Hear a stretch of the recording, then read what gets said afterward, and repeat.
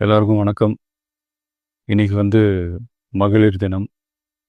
தமிழ்நாடு முழுக்க இருக்கிற என்னுடைய அம்மா, அக்கா, தங்கச்சி, தோழின்னு உங்க அத்தனை பேருக்கும் இந்த தினத்துல வாழ்த்து சொல்லாம இருக்க முடியாது. உங்கள் அனைவருக்கும் என்னுடைய மகளிர் தின வாழ்த்துக்கள். சந்தோஷம் தானே? பாதுகாப்பாக இருந்தால் தானே சந்தோஷத்தை உணர முடியும். அப்படி எந்த பாதுகாப்பும் இல்லாதப்போ, இன்செக்யூரிட்டியாக இருக்கிறப்போ எந்த சந்தோஷமும் இருக்காது தானே அப்படின்னு நீங்கள் நினைக்கிறது எனக்கு புரியுது. என்ன செய்ய, நீங்கள் நாம் எல்லாருமா சேர்ந்து தான் இந்த திமுக கவர்மெண்ட்டை தேர்ந்தெடுத்தோம். ஆனால் அவங்க எப்படி நம்மளை ஏமாற்றுவாங்கன்னு இப்போ தானே தெரியுது.